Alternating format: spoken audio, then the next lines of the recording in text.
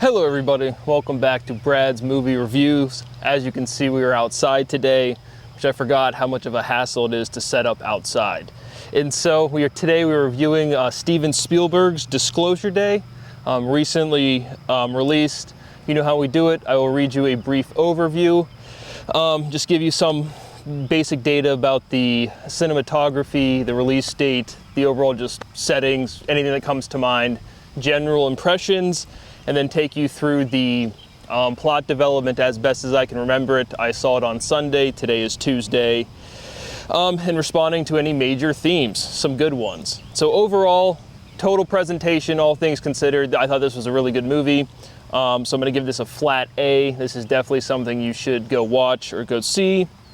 My rating scale is A is well done, B is entertaining, C is whatever, D is off-putting, and F is I left the theater or turned off the movie. And so definitely something I would recommend go seeing. Overall presentation, all things considered, I thoroughly enjoyed this one. I consider it well done. And so reading the overview, Disclosure Day is a 2026 science fiction film directed by Steven Spielberg, starring Emily Blunt and Josh O'Connor, about two people who gain new abilities after humanity discovers extraterrestrial life, forcing them to evade a government agency to reveal the truth. And so that's the basic AI overview. Again, try not to get copyrighted. As you can see, I'm not even going to put up any sort of poster, which I think is really silly. If anything, any promotional material you should be able to use or should be covered by fair use. But overall, 81% on Rotten Tomatoes, 6.8 out of 10 on IMDb, 72% on Fandango. Science fiction / fantasy, not so sure about that. Rated PG-13 and released in 2026 with a runtime of about 2 hours and 25 minutes.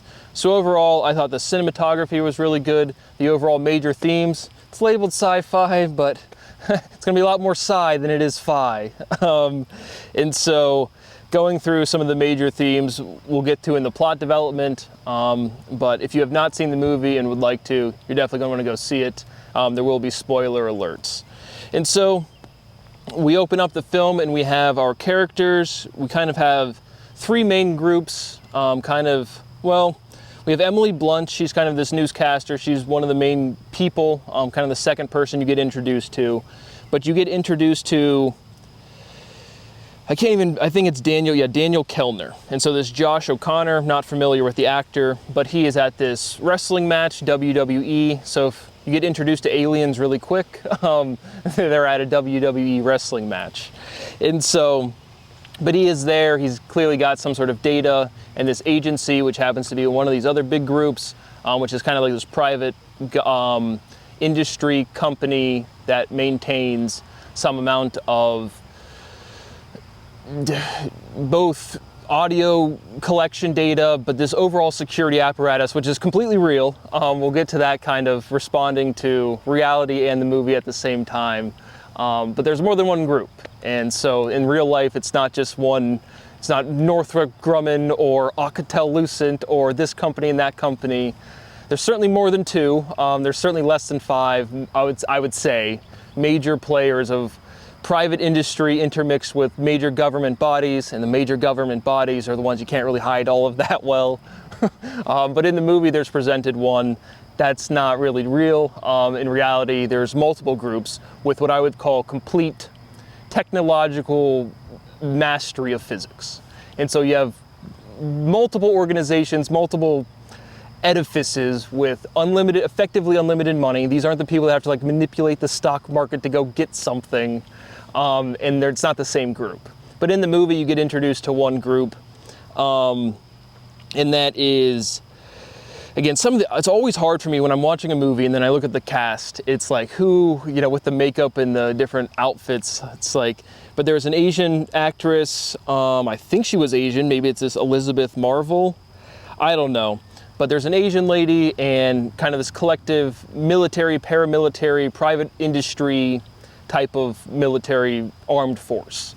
And so Kellner, he has this kind of material. He gets backed into a corner. He's supposed to hand over this material, which was just completely real. And so where this material is, I think it's just been collected from retrieved craft. But the actual like manufacture of it is just, there's a lot big, obvious physical limits are obvious physical limits.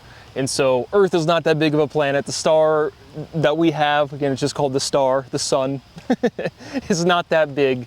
And so there's massive magnetic fields and there's massive physical structures producing those magnetic fields.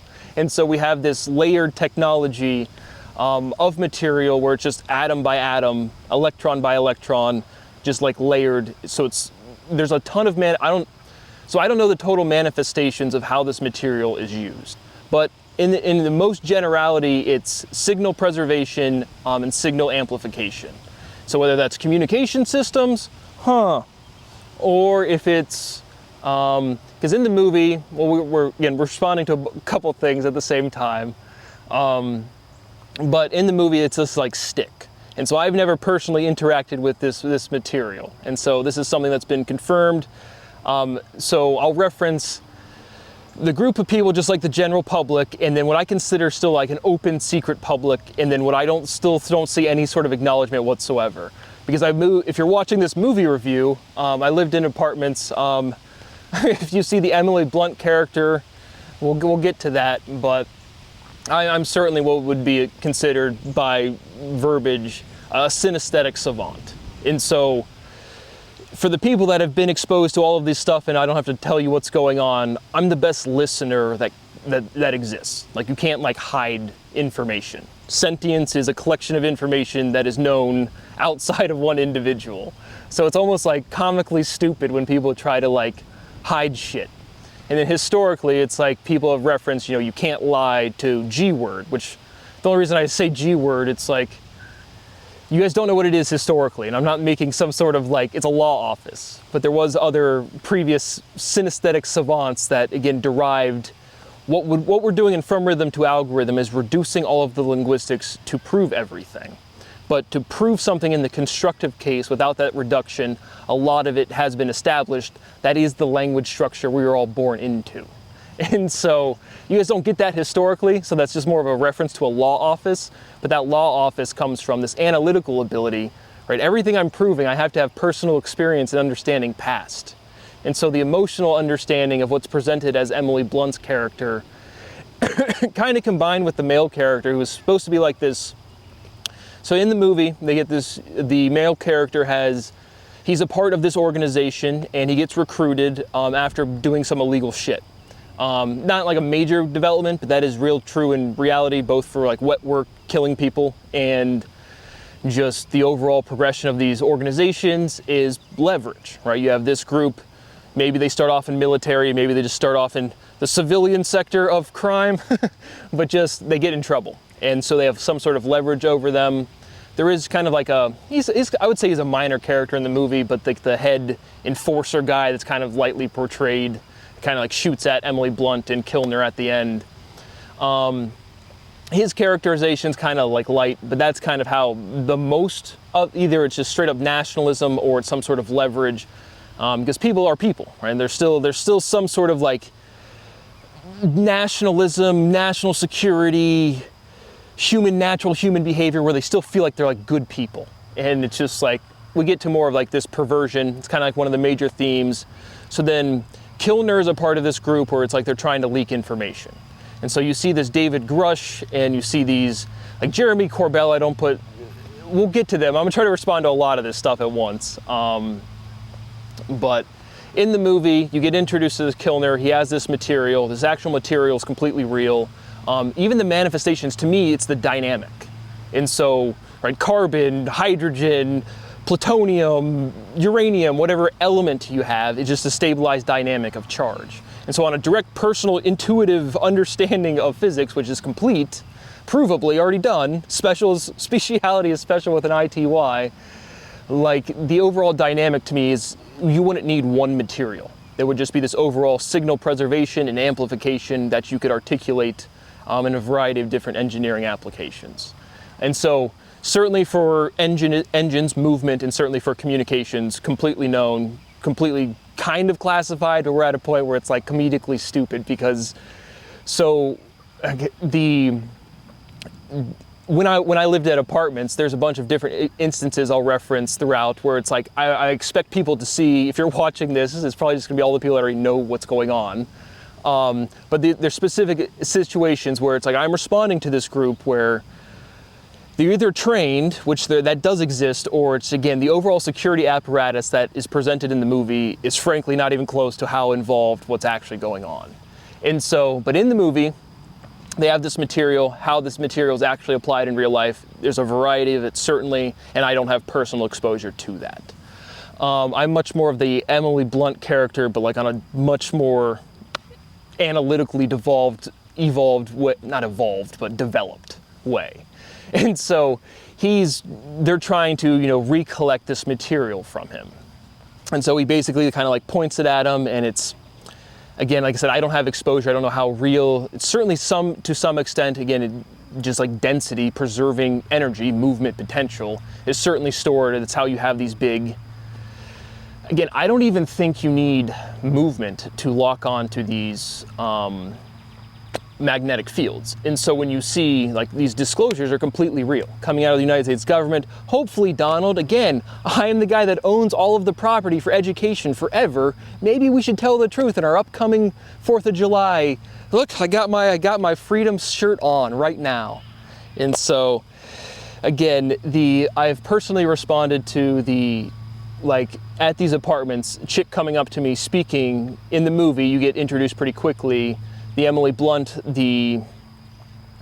let's just stay with the plot line. And so he kind of breaks away. And so he has this material, he kind of points it at people. There's certainly capacities and technologies where you store this energy,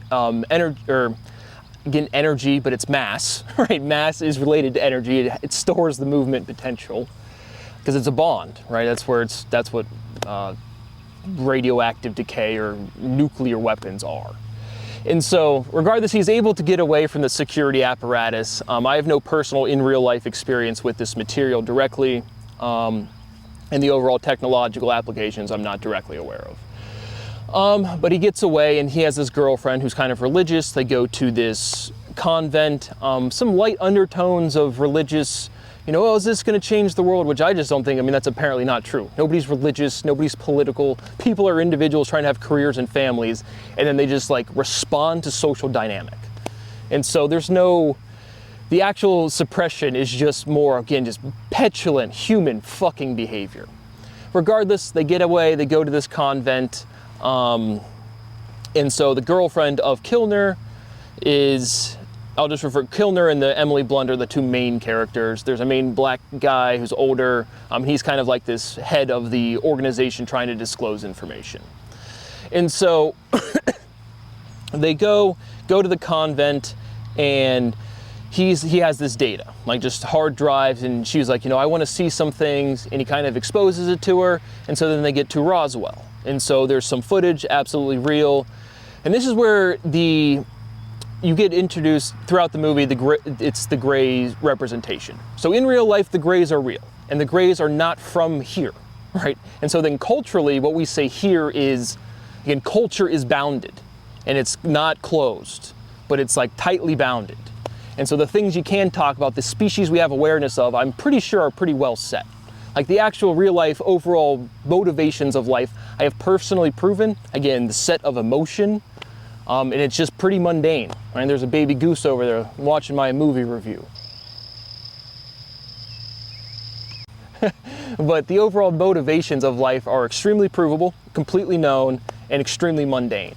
And so human beings are the ones, as Eric Weinstein fraudulently has said, coming online, just becoming aware of things. And so, again, from these references, there was at least two. And so if you're just watching this movie review, I'm sure nobody is, but these references are direct quotes where I'm not going to set up the context. It's this apparatus interacting with me to kind of see what I respond to. And so what was I saying? I don't know, back to the plot line. And so they're at this convent, so Roswell. And so the Greys, like I said, are not they're not local to this culture. That's why they're kind of so well known. This overall security apparatus, which back to Eric Weinstein says, it's not like that waitress over there. It's I should introduce you to some waitresses, Eric. But the intermingling, and then forget any of what would be called alien or extraterrestrial, because culturally and logically there's a difference between extraterrestrial and alien. Alien is, again, another random French word. Lion, a debt. But just meaning the conceptualization, that thing that is definitely not our species, right? There's a baby goose. I would definitely say that's not our species. How is a species defined? Sexual compatibility, good enough working definition. But we have this containment of differentiation. You take a section of anything, inanimate object, a chunk of iron, a chunk of anything, it's a stabilized dynamic of charge, it will differentiate. There's a physical limit, density is definite, but it will change.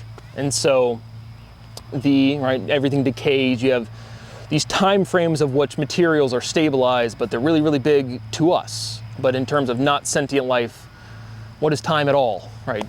You can't create or destroy shit. And so the Greys are well known because they're not like from here, so they don't like hide certain interactions. Whereas in this greater security apparatus where it's like, if you take any chunk and section of life, it's going to differentiate. So then you have this general scientific fact of this endless differentiation, and then you take any chunk of life, put it over here, and it's going to look different. And so to the security apparatus, the differentiation of like biological life, when you said again there was at least 2 species, that's just again enough anatomical difference to say, yep, that goose is definitely not me. But then you have the scientific fact that science is sentience, or science reflects sentience, but sentience is sentience. Whether I'm interacting with a goose, whether I'm interacting with a person, whether I'm interacting with that person that's not a person, the quality of sentience is all the same. What I've said is reaction times are the same. Like you have the actual physical distance information has to transmit, but the reaction, the quality of sentience is all the same, and the motivation of life is all the same. Not die, reproduce, and think. And so you're just born into a world where you're not the center of the universe. Shocker. Don't tell anybody. Big secret. But the actual awareness of the Greys is real and true and did happen at Roswell, and they do have this material, again, that's very precisely layered, literally atom by atom, element by element. But that's not a unique manifestation of dynamic of physics or applications of engineering of physics, which can proliferate in a variety of different ways. Like I said, I don't have experience with that directly. And so Roswell, completely real, right? It's one of those things where it's so definitely happened where they have to kind of like muddy the waters. People aren't gonna like forget it. Tons of interactions. It's not like one group of alien, not one group of extraterrestrials, not one human group of awareness. But the human groups do have awareness of each other. And so then you get, hey, Brad comes on the scene. Even like, again, Jeremy Corbell, David Grush, even like the admirals coming out of the Navy, the highest level of the intelligence agencies is not organized. And so you just have awareness of other groups that can do certain things. And then, after the 50s, everyone's like, okay, what the fuck is this shit? But in reality, the sentience of culture, human beings have been aware of other life, right? The natural use of the word people in the use of human is a natural differentiation where people contains individuals that are not human. And so that's already well known, or like well contained within human sentience, human culture, in our language right now. But that's just like the general awareness, the overall time frame of when did humans care to like try to like interact or do stuff in the terms of like human beings coming online technologically, well known again throughout like the 50s. And I don't think Abraham Lincoln was like, hey man, let's cut down this tree or whatever, and then let's go deal with the aliens. But the overall technological structures, and then you have people go look for stuff, and then you find these big, right? The surface of the earth has changed. There's been well-established civilization level non-human existence on Earth. And so then you have this overall economy of kind of, again, Earthling, right? Who lives here, who is from here. Human beings are certainly the most populous species here. Again, watching the Kardashians and the Knicks game, like our culture is our culture. Like that doesn't change, there's just more information that gets added. And so, but the Greys are like conspicuous. Like they're the ones that are kind of just like, they're not literally from here. It's like the Orion's belt, the star on the right is kind of like humans know like kind of where they come from. And so then you have Roswell. And so then you'll hear Stephen Greer say that, you know, the Greys aren't real. There's these, and then they use the term biologics, both actual non-human controlled avatars, effectively biological avatars, and then human controlled biological avatars. Sometimes they're way shittier, but they're actually modeled after a real species. And so the little Greys are actually a lot of times non-human controlled avatars, and then you have human replications of those. And so, but the tall Greys are absolutely real sentient beings. Biological life is all, again, the same quality of experience. You're born into a culture, you have some sort of social role. The overall motivations of life are very mundane, and human beings are like 14-year-olds just learning that there's other things around them that have always been there, and it's just still very mundane. It's like, again, finding an abandoned city or just evidence. And so that's, you know, the Pyramid of Giza. There's something in South Korea. There's something directly, again, Belgium and the CERN Super Collider. Those are not random positions. The super colliders are not randomly placed. The overall technological development that all like people like Sean Carroll need to realize has not been random at any point in time in your lifetime. And so then you have these, what they call them, legacy programs now, where it's like you just have different sections of groups of government in private industry, and they're all aware of each other, so again, they all share the same sentiment. Again, the consensus governs the behavior of any group. And so even if they're not on the same page, it's like we're on the same page of keeping this sequestered, and then Brad comes along and says it's not the awareness of this shit that people have known for a long time, right? It's not like, hey, aliens are real, because then at the like the government level, it's like, what do you do? It's like, and so not acceptable, completely illegal, total bullshit, but that's what has happened. And so it's, what is the motivation? Because you even see, and I'm talking specifically like Jeremy Corbell, like Ross Coulthart, like where people like, this is their full-time job, but it's like, even Dan Farah, the guy of the, whatever the recent documentary was, it's like, you guys are still learning about this shit like kindergartners. And frankly, and then we get to the Emily Blunt character, which, again, this is gonna be a long movie review. Hopefully get a lot of good information out there. Sure, I'm still rolling. Yeah. But, so she is kind of, she gets introduced to this cardinal. We'll stay with Roswell for now. But so the Kilner shows his girlfriend in the movie, this Roswell, and they have captured this gray alien, and they T-word it. Again, for whatever reason, I feel like you can't say that on YouTube, but this is a movie review, and so they treat the alien very poorly, and this is like an emotional event, and now it's like, hey, we're gonna get things outside. Couple points on that. I'm a human being, Article 1, Section 8, Clause 8 of the United States Constitution. So it's like, does anyone care about me? No? Oh, sweet. But I just think that's much more of a, not a naive understanding, but again, Steven Spielberg making a movie, and then there's gonna be like, you know, human beings come to realize, well, we treated an alien bad. You guys did, multiple times. There's also awareness of that in the movie Super 8. They kind of have, there's some reality. Again, Steven Spielberg directed Close Encounters of the Third Kind, which is kind of like the first real, like, this security apparatus is immediately integrated into all of academia, all of private industry, all of film industry. And so that's kind of like an open secret even in film, where it's like, you make a movie about aliens, people start poking around like, hey, let's see the script, what are you writing about? And so that has been happening, again, in the duration of our lifetimes. In the movie, they have the Greys, that happened, that has occurred. It's bad, it's not unique, look around you, right? Every animal rips every animal apart. And so the actual, I can comment on some of like they have objectives, like they're part of they're sentient life beings. The thing you can't break, and which is well articulated in the movie, is consent. You can't break consent, even with this material, where there's some sort of, again, vicariosity. So then Kilner and his girlfriend are at this convent, and Kilner goes out to like the forest to call this, you know, kind of like the head black guy in the movie, this group leaking information. And so they go out, and then the main kind of the antagonist, so to speak, but just this private industry guy that's trying to sequester the leaking of this material, kind of like takes over this chick's mind. Vicariosity, which I've articulated directly in From Rhythm to Algorithm, is that, right? And in the movie, Emily Blunt articulates very, very, very well It's not that I know it, it's that you know it and I can perceive you knowing it, which that is really what people have called the T word, which I don't like to use, but telepathy. It's just this shared presence and awareness where you take two pianos, you pluck the E string, and the other E string vibrates, right? So if you're tuned and you get exposed to anything, you'll set the tone of like what can be discussed. And then for me specifically, I've iterated everything. And so there's nothing to like talk about. And then you're back to again, okay, you're sitting around with a good friend and you both speak English, like are you filling every dead silence with just something to talk about? So then you have the actual physical reality that thinking produces resistance. And there's amplification that can take that resistance and formulate what you're thinking, your memories, that shit. Real, totally real.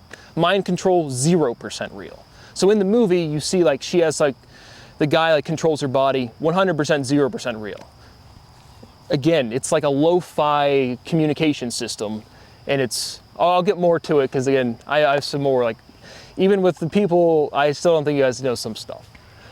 And again, the overall motivations of life are so mundane, it's just like human beings like, there's other stuff around us, no way, don't tell anybody. But that's what happens in the movie. Actual body control, 0% real. That's much more of an effect of like, again, you go to a Baptist church and everyone's like, oh, I see Jesus, and they're like throwing themselves around. But it's a movie. But again, still to the overall quality of the movie, solid A.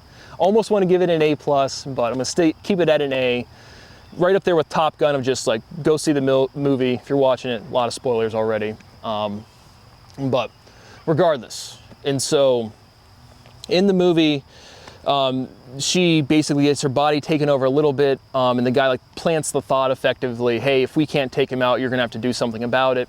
She's able to like, she's squeezing her cross really hard. Again, she has some slight religious undertones, which isn't big in the movie and really isn't big in real life at all. But she kind of like snaps out of it, pokes herself a little bit, but now you have a big swarming of people coming to arrest Kilner. And so we get introduced to Emily Blunt's character. She's this newscaster. She has this boyfriend who's doing music.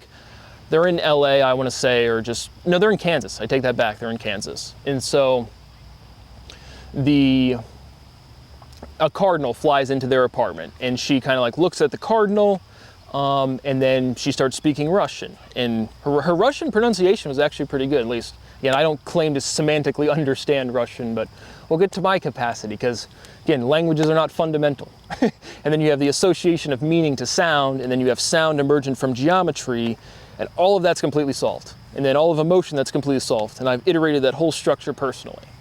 And so my presentation of what would be called intelligence is much more Emily Blunt's character from that moment. She can kind of like read fine-grained details about people. And so I wouldn't want to say that's not true because you do get some direct details. And this is, again, at the apartments of me interacting with this. Specifically, there's a Russian guy that walks past me and I go, you're Russian, directly to him. And it's because I can feel him like thinking, because thinking is resistance. I can perceive that. And then the actual neural pathways in which you form language, because the sounds are different, is different. And I can feel that. And it just, again, presents to me, this guy is thinking in Russian. And so then I just say it directly to him. And he's like, how do you know that? And it's very just like a lo-fi kind of presentation, and everybody can appreciate it because it's when you're riding in your car with a close friend, and specifically when you have music on, because it just kind of like sets the tone. It sets what people are thinking about. And you'll say, I was just thinking about that. It's that exact phenomenon, and it's real. And it's not like anything like different, but it is real. And so, but in the movie, she gets very, this is your kids doing this and this and this, which you see like a lot more specific grain detail from what like the telepathy tapes has presented, Kai Dickens has presented for, which again, people are articulating direct details. On a direct personal level, I just kind of like feel everything. And then the amount of things that I have personally solved, which is not like, again, we're back in math class, pi r squared is that the area of a circle? But it's definitive. And this is in the domain of emotion. And behavior is regulated by emotional sentience, expected behavior of culture.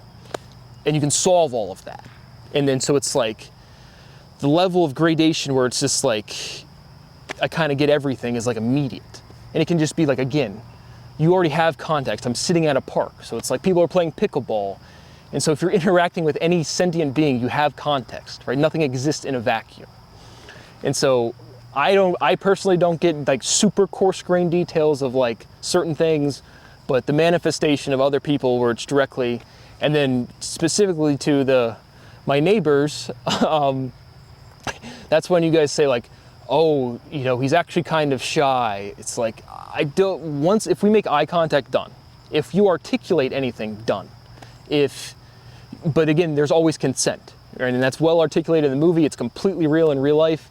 It's just like putting up a wall for anybody. You ask your girlfriend, hey, where do you want to go to dinner? I don't know. It's like, you can't beat that. And so consent is so fundamental to life. It's like you can't break that at any point in time ever. That's literally what the law is, preservation of consent. And so in the movie, they get chased by the security apparatus, and he is able to, again, they kind of like escape to a motel. And so then you get the kind of the trailer that's presented, or at least one of the first ones, of Emily Blunt going into, again, she speaks Russian, and then she gets pulled over by a cop in the movie, and that's when she directly articulates this stuff, and she's able to get away from it. And then she goes to the news station. I'm going to mix up some of the actual sequencing of the movie. Doesn't really matter. But there is a section where, again, she articulates that to the cop or to her boyfriend that I don't need to know it, he knows it. And that's what I'm saying is life is working memory, right? And then culture bounds all of that. And all of that shit is provable, or at least a large chunk of it is, to the point where it's like, weather's nice, Bill. And it is, it's a pretty nice day. But that's what happens. And then she goes into the newscasting station. They're in Kansas, modern day. There's a Korean gentleman on there talking about something. And so she's speaking Korean. Like I said, my personal understanding is way more fundamental than just like the articulation of language. Like the actual geometry, your anatomy, just what people would call demeanor is like I can calculate like everything. Like it's not like a calculation. It's just like an awareness of how you behave is just kind of immediately apparent, and then it can kind of like map or mimic or vicariously perceive what you could be thinking. Completely real. Yeah, kind of. Again, in the movie, this security apparatus that knows all of this shit is real, they're all like, what the fuck? And I have had that in real life my whole life. That is what people call ontological shock. Frankly, it happens at such a low level of analysis. It's just like, my perception level is just not documented. And it's like, can I have a little bit of money to eat properly, to sleep properly, and to work? Not a joke. Profound T-word every single day. Anyway, staying with her movie review. And so she goes on air, and that's the kind of the preview. And she starts speaking alien.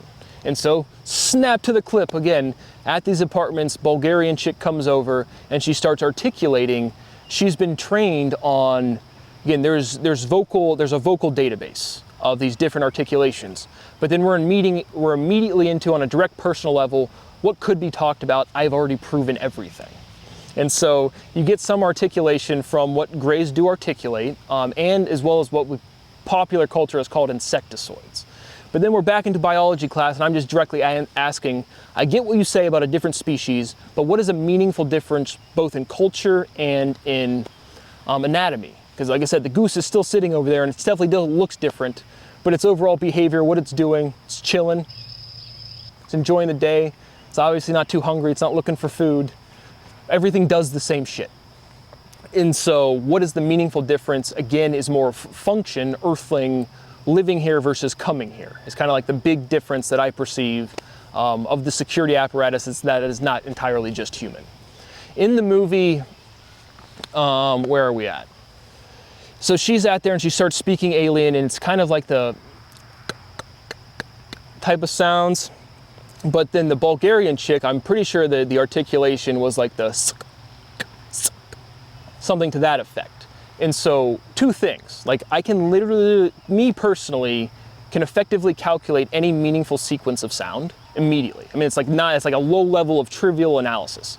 Again, what I've literally provably done is saying, what is everybody thinking about? What is the entire structure of which something can be proven? Speciality is special with an ITY. That demonstrates the structure of things that can be proven completely in this culture, bounded by anatomy, right? Even if you take away all of the semantic meaning, there's sequencing of sounds of which meaning could be associated to, which are just geometric progressions. And so completely solved, done, boom. And so it's like, again, it would resolve, what I have done personally would resolve any sort of contract, would resolve any sort of business negotiation. Because the actual sentience, again, get out of movie land, is very much just like every other life around you. Most groups are kind of skittish and they stand off to themselves, and you just kind of interact with the groups that are relevant to your day-to-day function. And so aliens outside of the movies it's just like day-to-day business. It's not like humans that just need to learn they're not the center of the fucking world. But in the movie, that's what happens. She starts articulating these phonetics that are not human, and that is well known, completely real, and that has happened to me. Just somebody coming up to me, articulating, and again, there's certain interactions where it's like, I'm pretty sure that thing is a human being, right? But then they're certainly trained, they're certainly aware, but then there's certain responses, again, when I directly think, because I know thinking produces resistance. And so it's not that I didn't, now we go to the situation, or this one of the occurrences at HQ Flats, the purple van that I've referenced a couple times, where I specifically think very clearly, can you hear me? And in unison, it's like, yes. And so the actual species of, again, like, can humans do that? It would not surprise me in any way, shape, or form. But it's either the security apparatus that I'm interacting with, again, is not, again, the George Knapps, the Ross Coultharts, the Jeremy Corbells. They're not even, like, again, demonstrating like awareness of like shit that I don't even consider like that like unknown. And so where are we at? And so she articulates this Bulgarian chick back to, I lived at two apartments. One was called HQ Flats and one was called Grafton Park. Bulgarian chick, which was clearly, again, trained linguistically. And she literally responds, you'll literally see this. Because I'm just using interactions, you can literally see that are recorded. I just don't have the recordings with me. And so, but she literally says, and I can see her, I can feel her thinking, like, I can't do that. And so I can calculate the sound without even hearing it. I can continue the logical progression in the same way. Somebody says anything to you in any language, you just say the same thing back to them.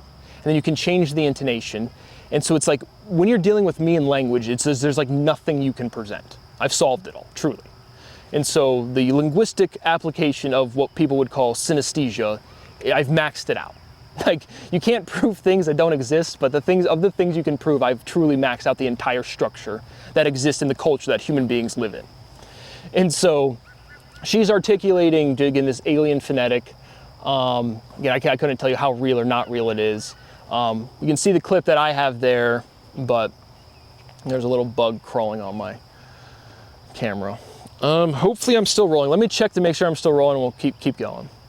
Okay, so we're back. And so just making sure the camera's still going, 40 minutes already, but there's a lot to respond to. And there's just like, it's not like these like subjects I don't bring up, they're just not relevant. When I'm out there doing my actual derivations or producing property, it's just like not the context to talk about it.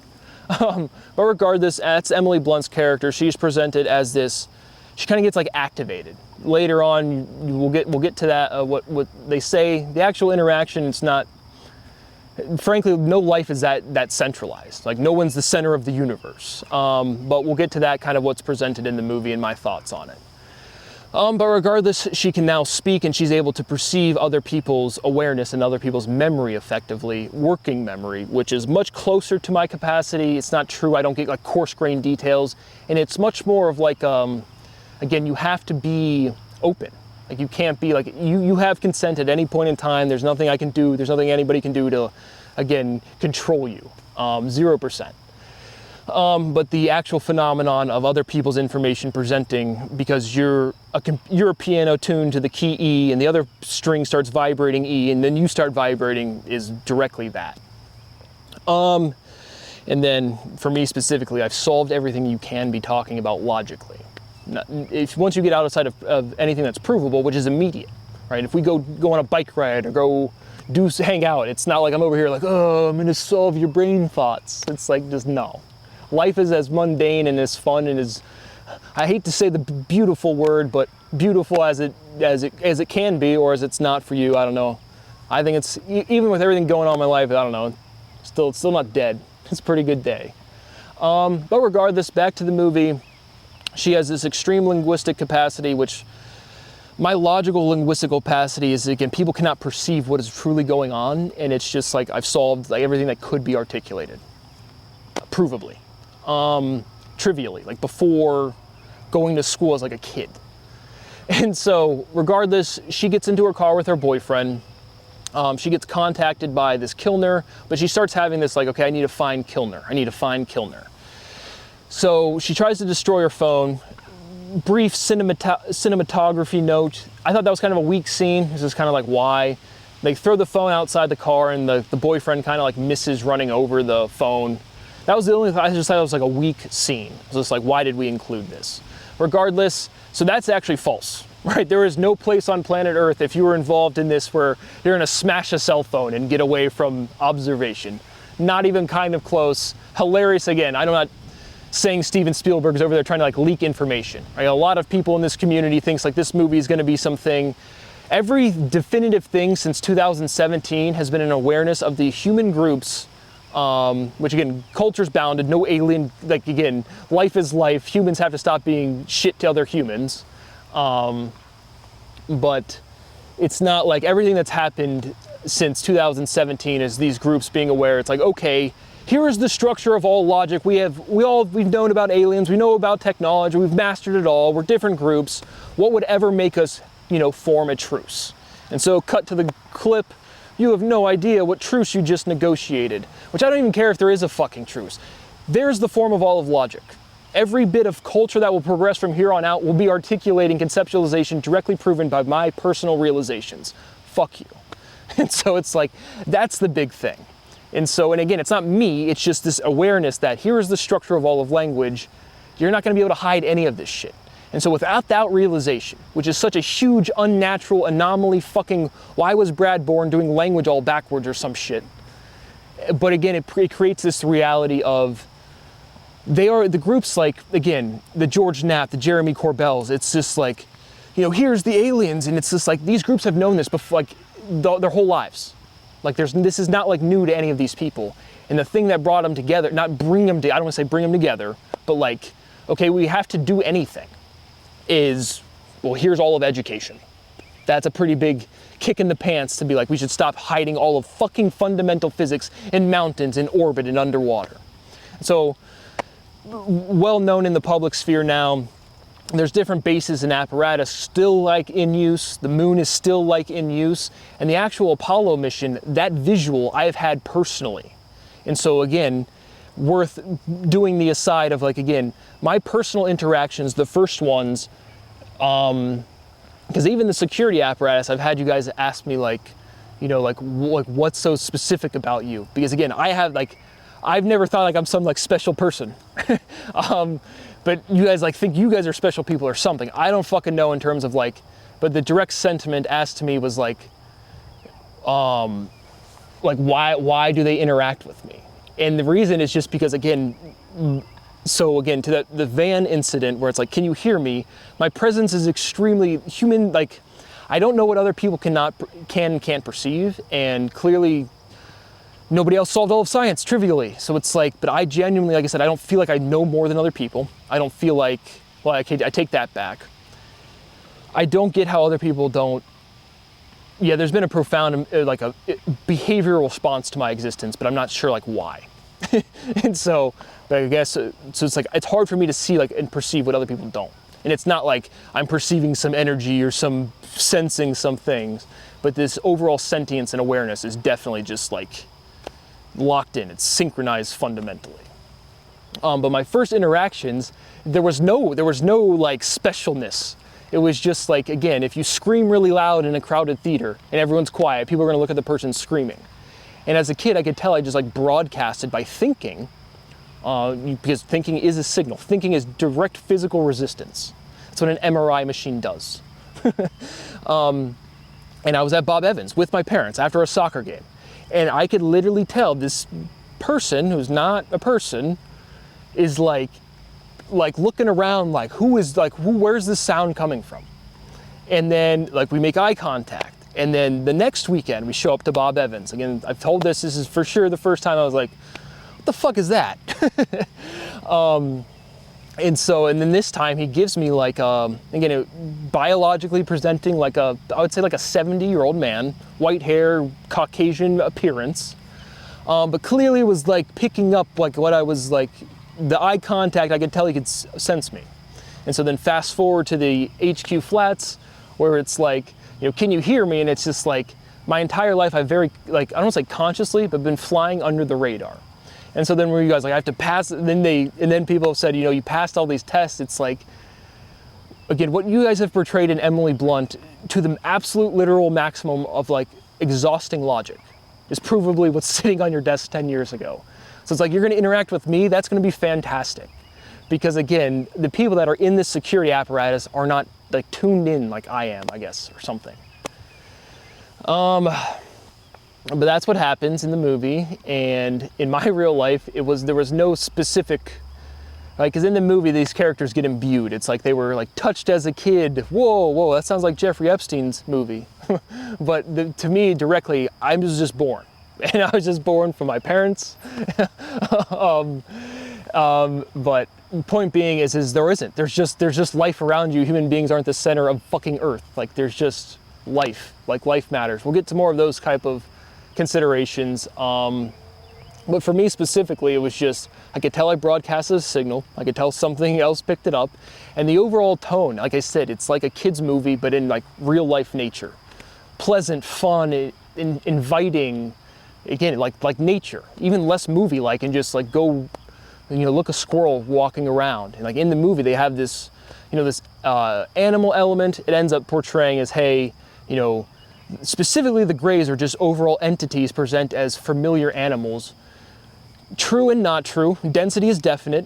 Physics is real. Stuff is around you. But you do have, again, signals where you have, 5 grams of mass, and then it produces a resonance pattern bigger. And so the biggest thing that people, another specific instance, at HQ Flats, people shuffle in next to me, and I literally said, like, who's in the Navy here? Again, one of these situations, and the dude gets weirded out immediately. And then the chick's like, you can, I'm like, and it's so overwhelming. It's not, again, because sentience in its entirety is not one person's awareness. And then the information just presents, and then if you have any sort of awareness of me, it's like if you're shaking my hand or talking to me, if you're thinking about me or trying to interact with me or aware of who I am, because I interact with people that don't know who I am all of the time, and no one's thinking about anything, and I can physically perceive that. And so then I literally just state it directly to her, and she's like, the dude's already weirded the fuck out. He like literally physically walks away. And she was like, there's things that you can't even imagine. And what she's referencing there, again, is signal regeneration. Very much like the Wizard of Oz, I don't know if the Wizard of Oz, but like a Disney movie where like a swirl of cloud comes around and then like formation happens, right? Like a physical being seems to appear. No, right? You get on your cell phone, right? You can hear my actual voice, right? When you call somebody, you can hear their actual voice.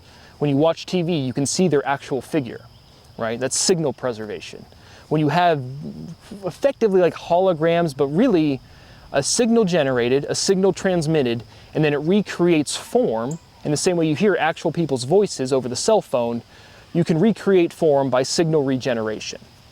And so specifically in that instance, that's what she was thinking about of sentient life. Again, what people can, and this is where you get the terminology from this whole environment of interdimensional. Like, where does this shit actually come from? It's just a preserved signal. And then you can recreate actual structure with air molecules and with whatever medium that signal is amplified in. And so then they have, again, now you have verbiage of orb entities. Fucking hilarious. It's signal preservation, transmission, and regeneration or amplification. Things actually exist. There's actually sentient life. It's still mundane. Remember, we're still not die, reproduce, and think. It's still everyone's functionality. But those are our two big characterizations. And so Emily Blunt's character, her boyfriend, they smash the cell phone, and now they're going to try to get out of there. And so he runs into the store, and he tries to like call, again, like a mental hospital. And again, look at my life. That's, and again, what has been called a synesthetic savant. You guys say those type of words, but don't really seem to like get that. And then that's the only reaction I've ever had. It's been really terrible, obviously, but it's such a genuine, just like, don't interact. And it's not like, it's not nearly as coarse grained. It's not like I'm gonna read your brain thoughts. And it's not any more of a phenomenon than anybody sitting in a car with a good friend or with anybody and saying, oh yeah, I was just about to say that, like literally. But for whatever reason, my analytical ability, the assignment of language to experience, forces realization immediately. Because I describe things completely and correctly with the conceptual structure that exists around you. Emily Blunt's character gets weirded out, she perceives that, and her boyfriend's in the store trying to get her arrested or taken away. Her boyfriend comes back out and there's some kid sitting in a car and he's like, hey mister, she's still gonna go find Kilner, and but she still loves you. And so that character's kind of out of the movie. After that, oh good, trying to do a movie review and I got some people walking. But after that, people don't have any courtesy. It's like you sit down to do something, I'm clearly filming and some chick's gonna come walking along. Throw your ball, like right next to me. You just gotta be fucking kidding me. Well, just again, we'll just relocate, I guess, but we're just gonna go ahead again. Article 1, Section 8, Clause 8. I hate this I can't work. Like, I literally can't go anywhere. People do not have respect. There's literally just some fat bitch right there throwing a ball with her dog as I'm, an hour and a half sitting here trying to work. And it's just like, okay, all right, we're just gonna fucking move. But again, my rights are continuing to be violated. I continue to try to work. The older generations have no maturity. This is a great point. I'll just keep talking and we'll just raise our voice a little bit. The older generations have no idea about personal space, about respect, about consent. They literally just do whatever they want. They just walk wherever they want. They have no courtesy for other people, and then they just fucking mess up other people's property. So we're gonna cut this short here, and yeah, I guess we're just not gonna work because this chick is literally throwing a ball right next to her dog, right next to me. As I've been sitting here trying to work, again, just like, I have never met somebody capable of respecting another person's personal space, another person's hard work. It's just, if you were age 40 to 70, have you ever like looked around the world and said, hey, there's other people existing. Maybe I shouldn't just think I'm the center of fucking everything. And have some respect for other people's life, which has never occurred in mine. And it's all of these fucking fat old people that just play sports all day and have no respect for life around them. Completely unacceptable. I mean, completely just destroyed my... Trying to work. Like, you don't need to throw the ball like right next to me. Clearly I'm sitting here trying to work.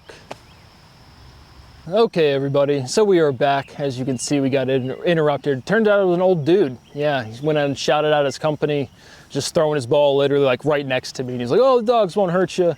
Again, this boomer generation of just no awareness, no respect for anybody else's work.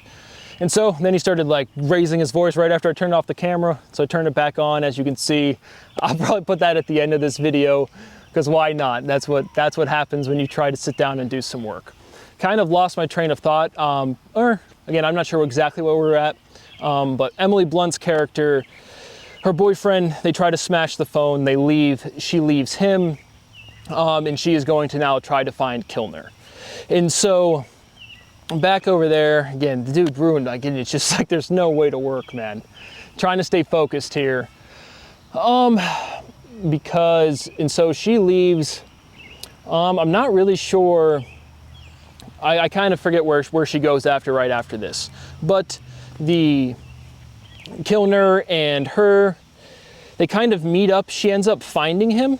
And so she goes through again, meets some checkpoints. She's able to find this kind of paramilitary group that's trying to leak this information.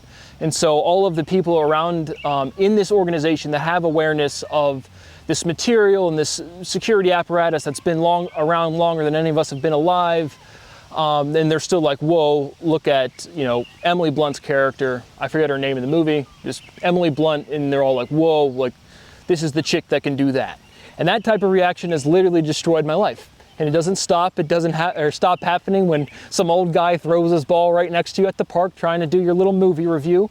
Because again, none of this subject matter is like new to me. None of it is like, again, anything besides just mundane and human beings learning they're not the center of fucking everything.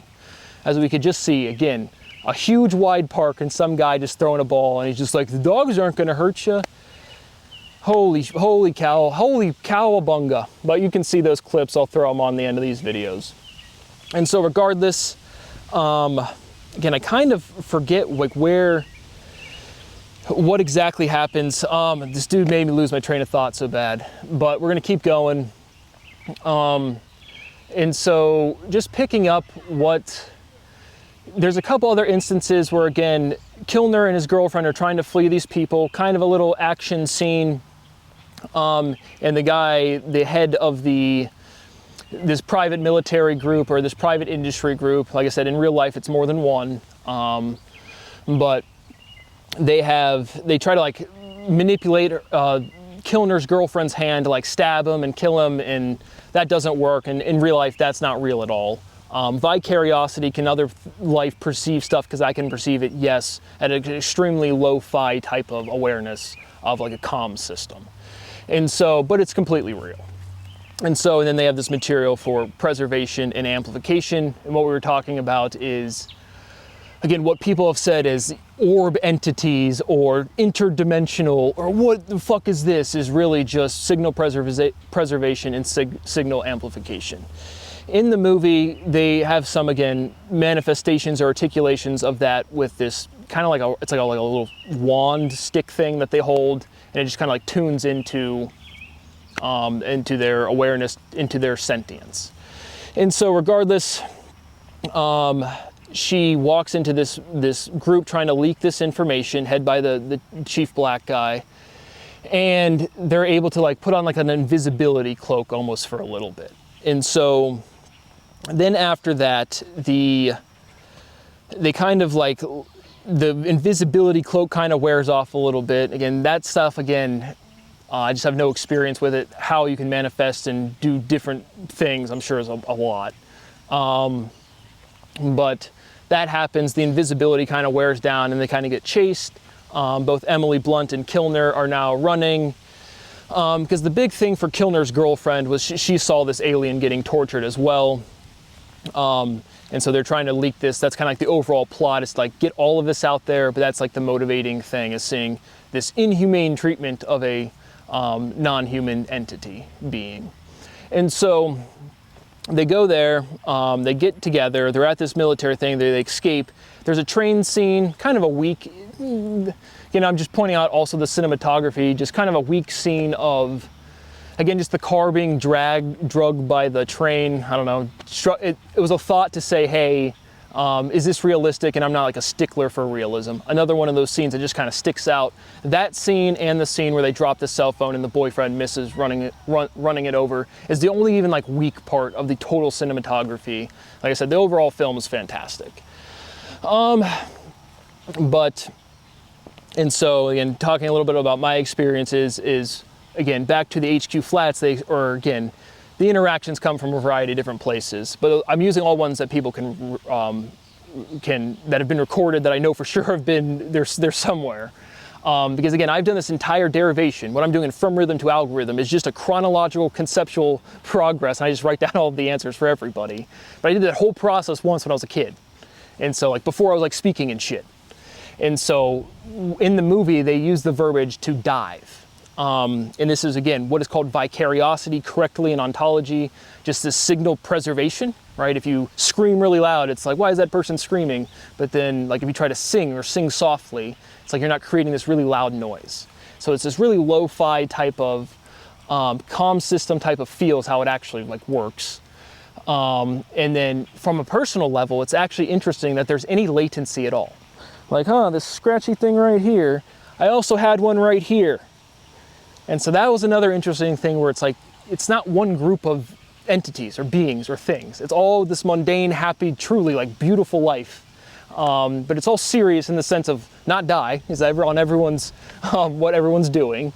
And then people are just becoming aware. But on a direct personal level, thinking produces resistance. And that's, again, kind of the purpose of all of life, is right to tend to optimal efficiency, to increase the efficiency of all systems to optimal efficiency. And so it's kind of the immediate thought, why wouldn't all thoughts be recorded? And like, then it's just the immediate practical sense is there's just shit everywhere in heat, specifically heat physically, right? If it's jiggling, things vibrating too fast, you can't preserve signals. And so that's just true. But it was a real, like on a direct personal level, again, I have had intuition and awareness of this shit my entire life. And again, it's not it's not a movie. It's just human. The weird thing to me is how selfish and arrogant and self-centered people are when it's just like, they're like, are UFOs real? Are aliens exist? And it's like, I can literally perceive the bone structure and like movement. And this is another situation you will see. It's like, look, that one literally looks different. And then again, the security apparatus talking to me like, again, they're not all human. And I'm pretty sure other humans know that. Well, they for sure know that.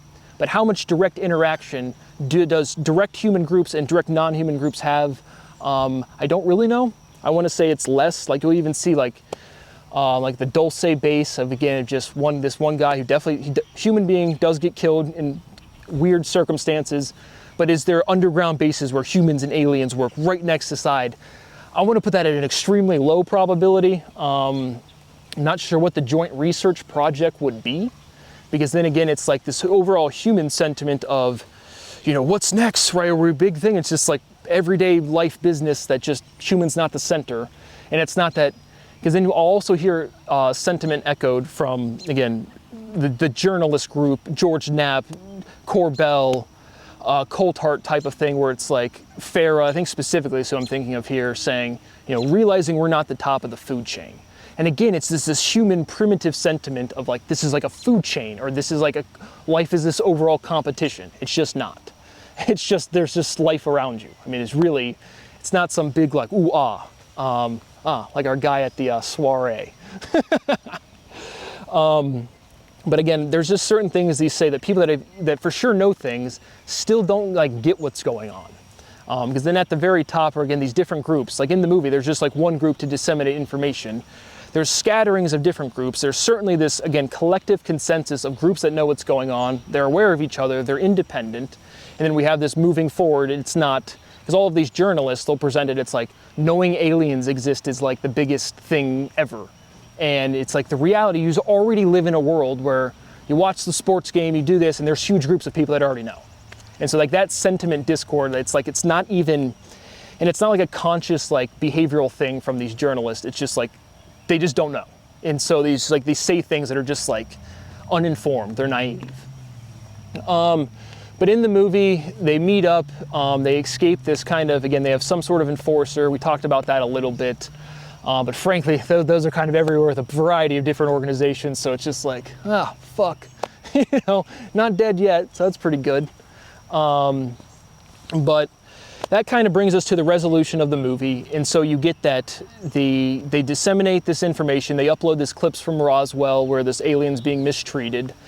Real event. And like I said, to me, frankly, it's not even one of those where it's like, there could be more that I'm just not aware of. But that's what happens. And then they kind of wheel out this gray alien, and kind of like the conceptualization or the plot development or tying together is that the Kilner and Margaret is her name, they were like imbued as children.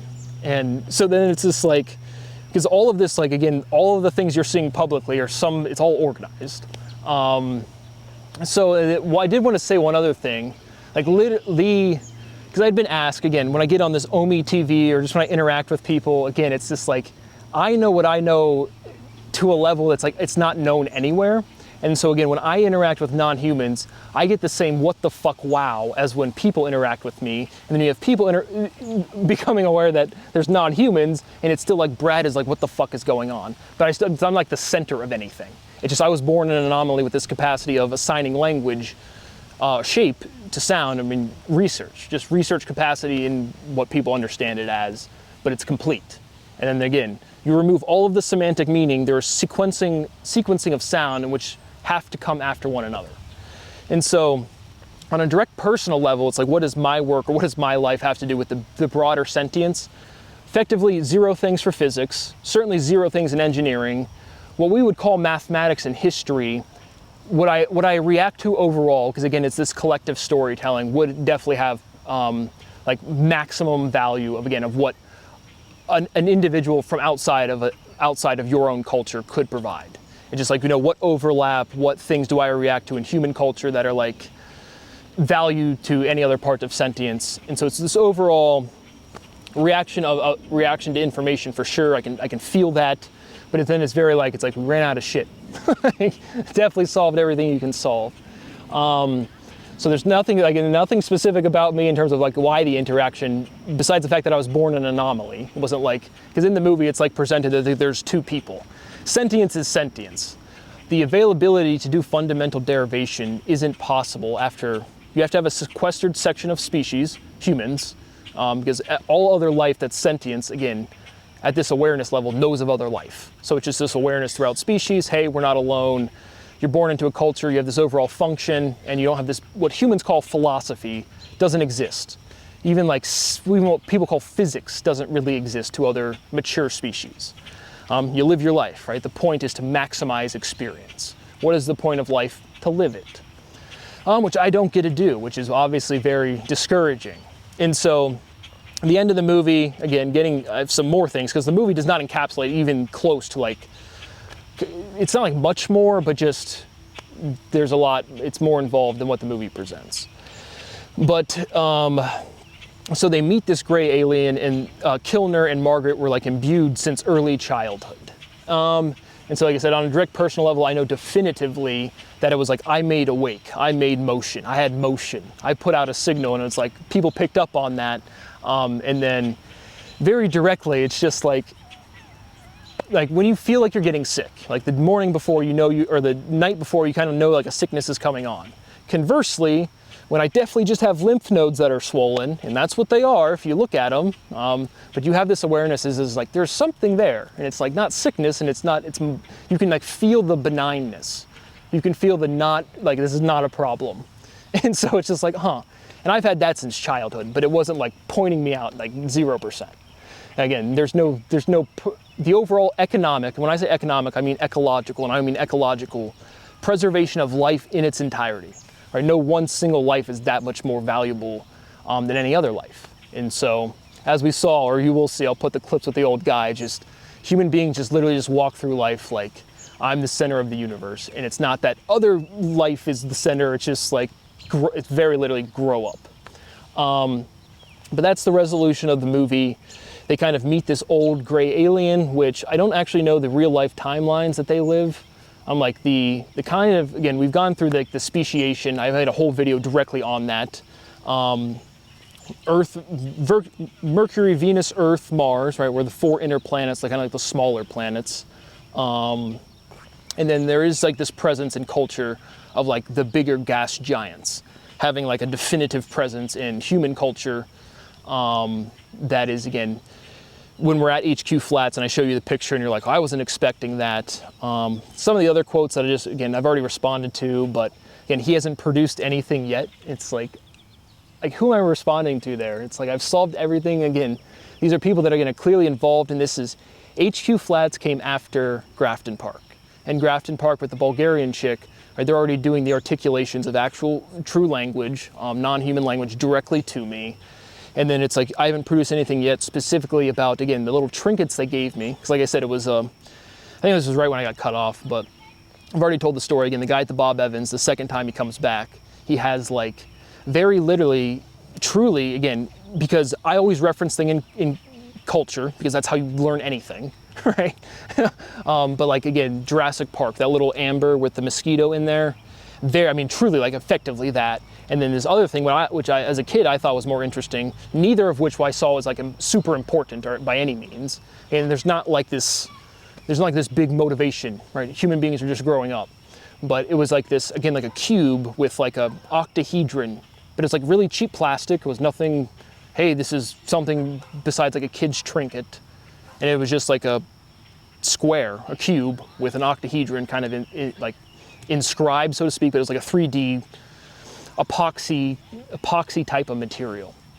But earth material, I mean, it just struck me as like, hey, this guy's another sentient life form aware of what's going on in my life to some extent. Hey, dude, I see you. And so it was nothing like Brad's special, like 0%. And so then I had, again, over this Omi TV, another one of these interactions, all of which they're definitely out there. I don't have them, I'm not gonna put them in the video. But another guy was like, you know, like, why do they interact with you? It's like, again, what I'm doing with language, sound, regardless of the semantic meaning for humans, it's consistent geometric progression. And so it's like, if you wanted to, again, the general form of grammar, structured meaning to transmit to somebody else, like, it demonstrates that completely. So it truly is, even, again, other sections of sentience, 0% need physics or engineering from us. I mean, it's comically stupid. But the overall, what we'd call mathematics and history would be interesting, not world-changing by any means.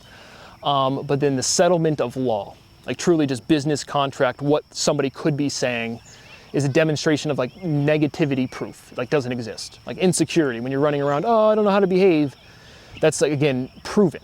And so there is, I really do get, like, they have not seen mathematical completion. And so mathematical completion is truly like worlds different than complete understanding of engineering applications of physics, which is completely known by humans and not publicly disclosed. And so even from the people that I see in public discourse, again, the journalistic type of groups, because not that I'm, again, the complete illegal activity is unacceptable at every step of the way. But again, it's just more of these, you're a world leader and you get exposed to this stuff, and then, you know, a company is literally telling you no. Again, they articulate that, that's well known, the whole sentiment, the president's just an 8-year employee. But it's still just, even if you're in the know, it's just like, what do you do and why? Because then we see these UFO drops and they're real. And so the first thing I want to talk about there is kind of, like, first of all, the big star one, like, that was interesting. The Apollo mission, I literally know that. I mean, that's such an integral part of, like, culture and conceptualization. Again, people contains more than human. And so directly, immediately in our language. In the same way, again, in religious ontology, Jesus is different than God. That's why he says he's the Son of God. And then we have chronology, and it's like the terminology, God is in the Old Testament, so who's that guy if Jesus hasn't been born yet? Again, if you're a Christian. And so it's just like, you're talking into an environment where people just like have no behavior. As we just saw, or you will see with this old guy, literally just throwing the ball right next to me and as I'm working. And then like, oh dude, again, immediately, I'm a CEO, I'm really important. And I'm just like, brother, man, like, just, there's a wide park here. But again, just immediate boomer bullshit, immediately. But regardless, back to the movie at hand and the topics. Nothing specific about me. I was born a genuine anomaly, and then you have this anomaly. Again, this is a real experience. Again, specifically the female presence, right? Somebody, again, it's either human trained to echo non-human sentiment, or it's directly non-human, again, in this apparatus where humans are just like, holy shit, or some combination of the between. Again, the exact interaction, other human groups and direct interactions they have, I don't know. My interactions, again, it's like, there's nothing left to talk about. And so so again, I just don't, that's really the only thing, and it's not consequential really to anything. Because the reason my life is destroyed is because of human choice. That is echoed to me. I feel that, I know that. Article 1, Section 8, Clause 8, Fifth Amendment. Come on, Donald, come on. You're 80 years old. You tweet everything that comes to your mind, and somehow, again, to the greater populace, all of this shit, people are lockstep, not missing a step. And so the novelty of it is just so, like, I've seen scientific denial in ways other people just like can't imagine, and it's just immediate. And so to the broader conversation is like, who do you tell what when? If you're a world leader, you're talking into people where it's, again, they see the big star one I liked, because the first thing people notice is the movement looks erratic. And it's like, the movement looks different. It's like, yeah, they don't have propulsion, right? The magnetic fields are so strong and so big that you just like line up your magnetic monopoles, to use horrible physics language. Because a monopole isn't polarity, is dipole. But who knows? They'll never tell the truth. And so it's just like, people have, again, right, if something, again, they literally call the first video, the David Favor, where he comes into play, or again, where people know him, is the Go Fast video. So that attenuation, that assignment of verbiage to that experience is, okay, you know, a Lamborghini goes fast, a bullet train goes fast. Well, this goes fast. Like, it's outside of intuitive understanding of things you've seen move. And so the first thing is you can see real UFOs and people are like, that movement doesn't look real. And you're like, yeah, Bill, and water's wet. Which I still don't know if that analogy works or what's going on there. We've said that before. Is water wet? Is heat hot? I don't know. But so you see this overall denial. Again, another thing that pops into mind. And see, that's when I keep saying things pop into mind, it's this awareness of sentience.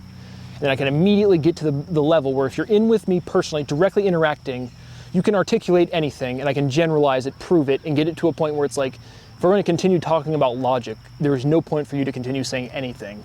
And it's like immediate. And that's just true. I mean, that's just the severity of the gap of savant manifesting through language, which is what you're exposed to all of the time. And then I was a human being with I'm a physical being, so I have physical intuition. So my shit maxed out pretty quick. But in the movie, they disseminate this thing, and so it was over again, I think it was over OMTV, but you know, they specifically, again, this security apparatus, which again, they could even be, again, because I've gotten such a wow response from definitely non-humans, where it's just like, I just don't know what people know or don't know. But there was like nothing for me to learn. Like, I have no questions. And so to the people that know exactly what's going on, like I said, I'm the best listener. There's just nothing that can be felt, that can be said. I use the word feel and listening kind of the same, but I would say feeling for me is what I mean by, when I say feeling, I mean analysis. And when I say listening, I mean input. Absorbing shit information around me, and you literally max it out. And so they asked me, like, in the movie, they talk about diving, and you can't dive on experiencers. And so that's when I was just like, you know, when I first move out of apartments, you see me sending you emails when it's, you guys apparently think I'm just like rambling off random shit or something. And it's like, this is the most condensed form of all of science for sure, definitely. And I have to present the linguistics in a way where I can reduce it all, or else you will see nothing. Because you guys are arrogant dickheads. But luckily we did that speciality special with an ITY. We were almost done with sensorality. But in the movie, or so in real life, somebody asked me, you know, have I been having weird dreams? And it's like, I am completely 100% lucid all of my dreams. There's this baseline level of awareness that never goes away. And right, you're awake more than you are asleep. And so that's why dreams kind of feel more vivid, is just because it's the most not normal thing you do. Right, you're awake more often throughout your entire existence than you are asleep. Another one of those things people don't like really think about, same thing with breathing, right? You definitely need oxygen, but the reason you have vents right next to your brain is so to not overheat, right? Carbon dioxide poisoning is the most relevant poisoning. If you don't breathe every like 5 seconds, it starts building up really fast. So you're awake more than you're asleep, and you breathe to expel carbon dioxide more than you breathe to inhale oxygen. But both vital functions for sure. But point being is, no, I've never, dreams to me are just random processing of whatever you're thinking about. And so, but I had already had experience. Like, at no point in my conscious waking life, it was like, human beings are like the center of shit. It's just like, nope. And at no point in my life is it like a big deal either. It's just like, the weird thing to me is this overall maturity of human beings is like 12 years old. So again, Donald, just do the right thing. Someone tell the fucking truth. And I don't even care. I just want my money. I want my life to change. When I sit down to work, I want there to be a 0% chance some old guy from whatever, I'm going to put his company name up here. He owns some jet skis and he still owns the company. He was ready to pound his chest and say, you know, I'm a big CEO. He literally did that. You'll see the clip, and then you see I articulate. It's like, what do I tell people I do? So I literally tell them, you know, I do negotiations and translations for then classification, which is not classified, but people don't get what I'm saying. Because I can demonstrate any facet of this analysis to anybody all of the time. That is how my life got fucked into what it is, what it's always been. It's just what you guys call ontological shock. In the movie, they meet this old gray, which again, I don't know the lifespan of the grays. As we covered, real species, people have really tried to mimic their form with biological analogs. What people call interdimensional or orb entities is all some form of signal regeneration. 100% positive. I've seen it directly in person to me. I've seen a tall gray directly in person to me. I've seen what I would have called a tall white. But then when I look at it, that's when you see it in my email. I said there was a tall white in my house. And then it was like, because again, at HQ Flats, at Grafton Park, certainly somebody's coming into my house. I can't imagine a human would be stupid enough in that environment. I'm a light sleeper is an understatement, but again, light bulbs changing directly in my bathroom of where I'm sleeping, things directly changing in my towels changing, like directly, like intentionally. But again, none of this stuff is new and none of it's like insightful, because again, back into the movie and it's like this big presentation. It's just like seeing a deer in the woods, or seeing, because in the movie, it's like they're presented as animals. There is like masking of like, if they don't want you to see their form, they can't have like, you can still, if you're aware, you can tell, but it's like this coarse grain implanting of like animal memories if their appearance like shocks people. But that's few and far between, honestly. Like I don't see why form scares anybody. But again, I don't know. Most of the other interactions I see seem to be, again, what we do effectively the exact same thing with, like, just seeing what a turtle does throughout its life. It's a little chip or a little tracker, and you just see what it does. I mean, there's no motivation. Like the proven intentions of life are so mundane, empathetic, beautiful, but in like a very calm, not even like an emotionally awesome way. Just life exists. It's pretty cool, right? It just sucks when you don't get to live it. But to the question of, do I have weird dreams? I just have to flatly say no. And I just think it's, again, you guys learning and having awareness that I've had my entire life. In the movie, it's like these characters were imbued. Hard no, at least for me. I mean, again, because this Bulgarian chick, she was clearly trained on alien phonetic. I don't even like the word alien. Not to, like, again, be politically correct or because of stigma. It's just it doesn't reflect, right? We have earthling and not earthling is the meaningful differentiation, even amongst anatomical difference of sentient life. And so the Greys are not from here. That's why most people know of them, because they kind of just do whatever they want. But the overall behavior of like interplanetary behavior is well defined. There's no hostility, doesn't even exist. I don't know how stupid human beings are in our overall development of just like, it's easy to sit here as the guy that got his whole life destroyed by people just doing bullshit, which is direct crime, and being like, human beings are really stupid. But I feel like, frankly, it's a very mundane overall progress for human beings. My development of all of mathematics from where people have been progressed to right now is just it truly is an anomaly in the context of all of this shit as is. But this old gray alien, I don't know their actual age. The tall whites, well known. I don't think I've seen any of those. But the most general is you'll get, like in dating, people say, or women will want a guy that's at least 6 foot tall. And so that awareness, not in dating, but just in overall anatomical development, 6 foot is like a something. It's a something. But most of the apparatus that you interact with, they're humanoid, slightly smaller, I'd say 5'5" to 5'9". Can be directly human presenting, but always in little groups. And then another specific event that, again, I've already talked about, being at UDF, and I'm literally like in line, and then there's like a thicker being, and I'm literally like, what is that? And then the other one's like, and they literally say they do look different.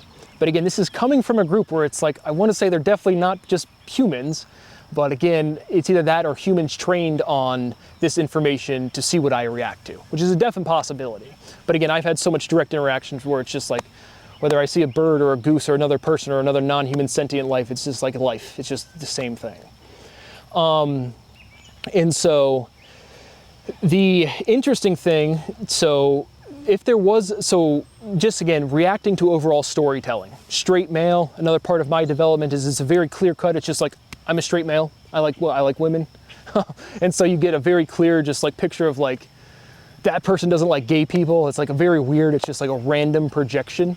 And it's almost, again, like the straight person being aware that 2 males or 2 females do the same sexual behaviors that they do. And they're just like, ooh, that makes me feel gross. Like about myself is like the total aversion to like sexuality. But a very clear, just like of my own awareness, hey, yep, I'm definitely a straight male, just born that way. hey, I'm what human beings would call a synesthetic savant, just born that way. And so you see this, again, judgment and hatred just come from such a pure identity nothingness.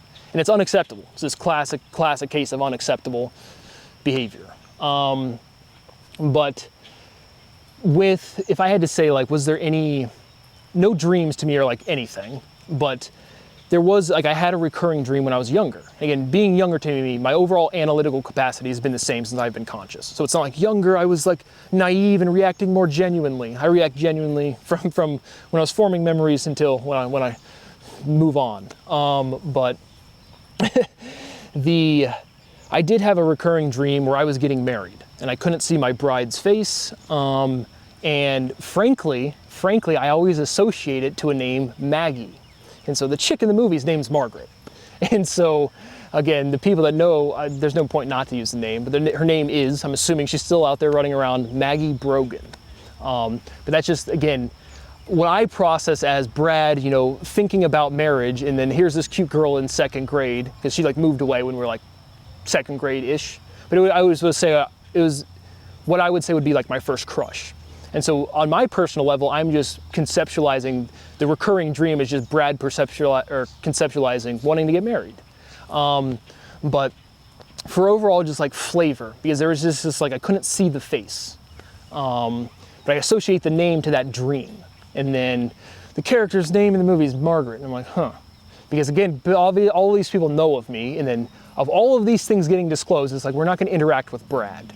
And then so we have this differentiation within species. You take one chunk of human, put them over here for X amount of time, it's going to look genetically different to the point like, is that are aliens breeding with us?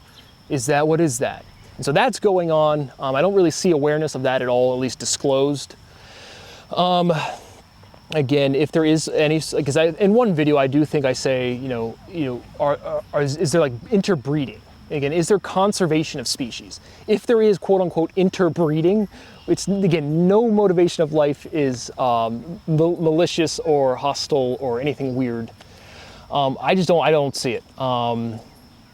But it would just be the same species, right? Then we're back to what is a species, right? If it's sexually compatible, it's not even a different species. And so what human beings are seeing is just this differentiation of genetic lineage and then a complete awareness of anatomical form, being like, that thing is not me, and that's definitely not our genetic code. So, like, how is this getting into our genetic code? What is going on? And it's just life around, just life, like everything melds together. So your genetic code responds to your environment in such a direct, meaningful way. And so I want to say, again, intentional breeding to, like, create another species is comically fucking stupid. Again, just this genetic difference is what people are reacting to, of like, is there like crossbreeding? Like, what's going on? But not much to comment on there. Again, the species, I've went through them as much as I could. I already did that explicitly. There's not much more I can say. Because like I said, the overall environment's the same. Like, we have Earthling, we have some sort of ownership or belongs here, some sort of visitation coming here. Overall security apparatus. That might bring me to the end of what I wanted to say, or what it comes to mind for right now.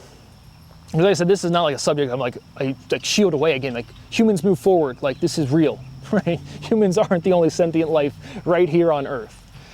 And so even more, I guess, a couple more comments on the denial. Again, like just seeing the stars, humans' reaction to craft moving without propulsion that is just lining up to the magnetic fields. But just scientific denial in general, man. Because like, I scroll Reddit, I see all of these little threads, and it's just like the goalpost doesn't move. It's just like you can't talk to somebody that doesn't want to, like, assess information. So this baseline level of, like, people can just sow any amount of doubt, even if it's them to themselves saying, well, that's not convincing. You can just get to a point where, like, nothing convinces them of anything. And so it's just like, you can't, overall scientific denial, forgetting UAP, UFO, which are not unidentified, this stuff is known. Just the overall inability to do science, to accept information, to assess real, not real, true, not true, completely absent in every domain. Going to school, buying Bitcoin, doing stocks, right? And so it's like, Brad, right, in the movie, it's like this big revelation. It's like, I want a career and a family. I want to go trade stocks and tell Josh Brown he's a fat fuck and have a wife and a nice career and a family, but I can't because of crime. And so outside of the movie, again, when you have a capacity, again, much closer, because in the movie, it's like the guy is like translating, he understands the alien tongue, and Emily Blunt's able to like translate it, or the guy like knows the math, or it's like something to that effect, and it's like, I solved everything. Just definitely me, right? So outside of the movie, it's a little more, I still don't get why somebody can't give me a little bit of money to eat properly, to sleep properly, and to work. Because the overall axiomatic derivation refines once every about 7 years, which we should be about done soon. But 0% difficulty, and then you just run out of things to do. And so nothing else really coming to mind. Again, yeah, I'm just trying to, like I said, these ideas, I referenced it a couple ones, but just reviewing emphasizing that the initial interactions I have were in no way like special. It was just like, you make a wave and people like look at where'd the wave come from, and then specifically fast forward to the, can you hear me? It's like, I know I'm producing a signal, and it's like, that is what I would perceive as me. And so I'm the best listener, and I've contributed to conceptualization in a way where it's like, the only thing to talk about is Brad's personal direct realizations because they're true, and they're told with the ontology that is present to articulate culture for everybody. And so that is the big bringing together for the outside of the movie. Again, A movie, almost wanted to give it an A+, but gonna keep it at an A, very solid movie. Anything else, I feel like again, if anything else comes up, I'll just throw it into another video. But this is gonna be the longest movie review I've ever done, because it's not a movie. And so this is overall disclosure process. The vocalization data, I don't know if they'll ever like I don't know what the fuck people are doing. But they said this is not going anywhere. I mean, it's the definitive form of all of logic. And then again, because like I said, all of the interactions at the apartments, like I'm assuming those are definitely recorded and going to be shown to people. Those are the ones I reference. I mean, this shit has happened my whole life. And so it's just this lo-fi, low fidelity type of communication systems where, okay, there is times where it's like I can feel translation. Right? It's very clearly like an earthling or someone trained in English or on Earth phonetic, and it's very, very just Brad happy. Brad, I'm not upset, but Brad, and not like mad, because they like respect like what I've accomplished, and like this is my not Brad, Brad in my stuff, but I'm a human being, I'm an individual, and I've contributed to this environment. Who's done more? And then frankly, in the overall ecological development, preservation of life for everybody, there's just well-defined things to do next, right? Should Kevin Warsh raise the interest rates or not? That's just such a clear economic decision. And so the entirety of behavior, of maturity, is not like some secret insight. It's really literally the opposite. And so the actual, like I can feel and perceive direct translation where it's just very literally like my emotional, like disapproval, approval, Brad mad, Brad sleepy, very, very directly like that. And it's very like fun. Like I said, it's such a pleasant interaction, but it's not like, again, I'm a human being. I want a wife and a family. I want a career. I want to go do business, right?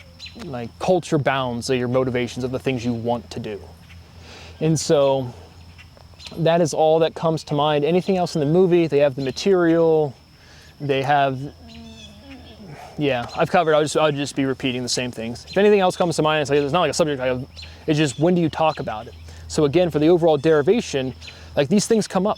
Like the actual phonetic, the sk, that kind of sound comes up in my actual derivation. And so in the movie, again, like they're like, you know, she articulated this and it was like correct or whatever.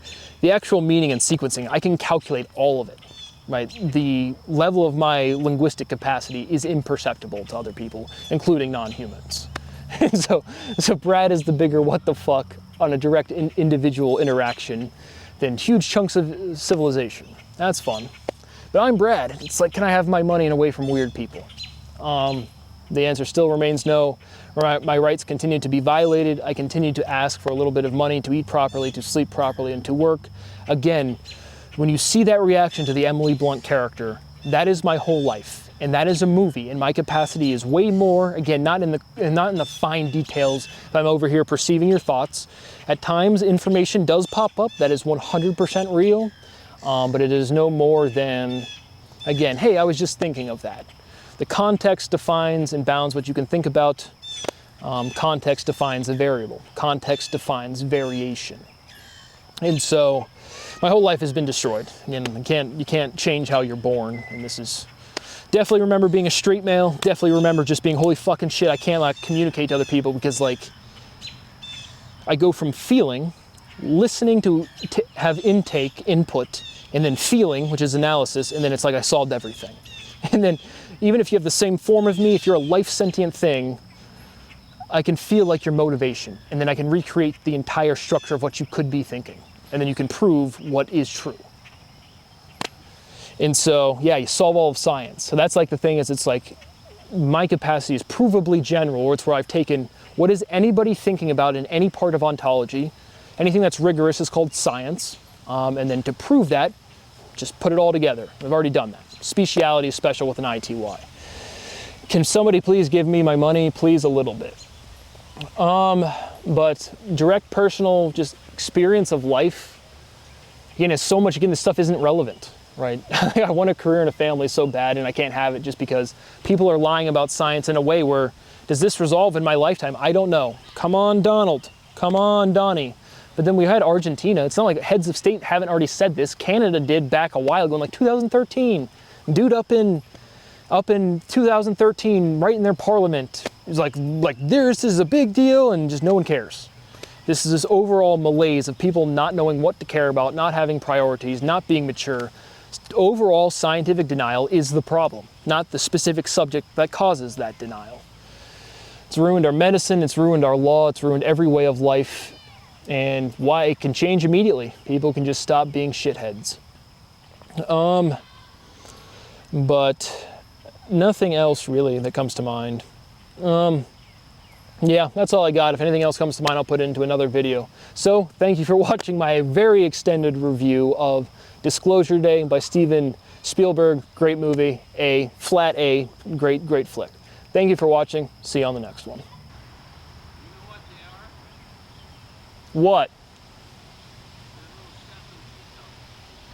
Well, that's fantastic, but do you see somebody's working here? And was here before you. This guy. Trying to work, sir. Yep. I'm working, sir. Do you want to keep throwing your ball? Well, I don't have to throw it. Well, you threw the ball like right next to me like multiple times.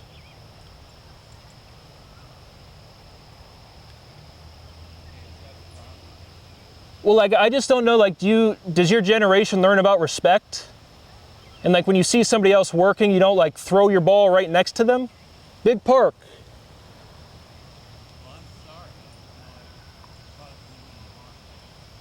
Well, just have some awareness. There's other people out there trying to do some things too. And not to throw your ball literally like within 5 feet, my guy. Again, not the point. Not a big deal. Just have some awareness. Other people are out there, man. So what are you doing? Again, I'm working. Do you work? Your generation doesn't... you're offended. You're offended. I get it. Go ahead. So what do you do for work? I'm a retired You're retired from where? I'm a retired CD. Oh, we're retired. Do you mind if I come talk to you for a bit? Well, I mean, you don't. Well, you already interrupted the work. I'm just curious. What are you a CEO of? What are you a CEO of? They won't. That's fine. What are you a CEO of? The company that you've got a Sea-Doo, Mercury Marine, Kawasaki. But what does that have to do with walking in the park? Well, I just think of my dogs. I'm retired. I know when I'm working. Okay. You're working. They won't hurt you. I'm not worried. It's just like the general awareness of, hey, someone's sitting down, clearly doing something. I didn't know that they were bothering You threw the ball like, man, like literally like right there. It's not a big. I'll get them out of here. It's not a big deal. It's just some general awareness. It's really not a big deal. Just that's it. All righty. I'll take it. It's fine. It's fine.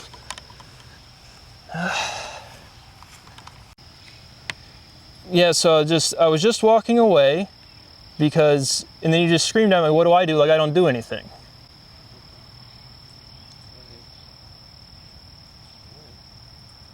Well, I want to know why more you said that, because it sounded like you're the president and the CEO of a big company, and I just want to know more about that company. Is it still in operation? Oh, yeah. And who's the current CEO right now? Would they be happy? Or were you the owner or founder? I still own part of the company. So you're still a current owner, and what is the name of this company? It's called Floyd Bell Incorporated. Floyd Bell Incorporated. And so now you're like flustered and you're saying, what do I do? Well, I don't know. I mean, you asked me what I did. I told you. But you like yelled, kind of. I'm just curious, why were you yelling? I'm yelling. I'm just, I was literally walking away and you literally yelled at me. oh, I'm sorry. Well, you seem kind of... You know what I'm going to do? I'm going to take my dogs. I'll go away. I won't bother you. I was very literally, you're fine, sir. You're fine. But you're shaking. Yeah. And you just screamed at me, what do I do? I do negotiations and translation in organizations I can't tell you about. Okay. And so I'm over here working. Okay. I'm going to let you go then. Well, no, it just sounded like what I do is not important. No, it's important. It's all important. Like, what, do you support the Constitution, sir? So I've personally negotiated a truce that allows you to very literally live in this country at a level that is not allowed to be disclosed to you. Okay. So, like, you know, when you see the flag flying and you stand up for the people wearing American shirts, I did negotiations and translations in the military. Oh, good for you. Well, it's not good for me, it's good for everybody. And so I just don't know why you had to start raising your voice and saying, well, what do you do? I'm the CEO. Well, you asked me what I did. That's Because again, you came over to me. I just politely asked, why are you throwing your ball? Because clearly I was sitting there for a while. And I've never had anybody. These dogs won't hurt. I'm not worried about the dogs. It's just the overall being a person and seeing somebody else working. Okay. I mean, if you, like, your generation needs to be a little more mature and a little more respectful, my guy. It's rather embarrassing. Not a good look for your company. But shuffle away, shuffle away. Have a nice day, sir.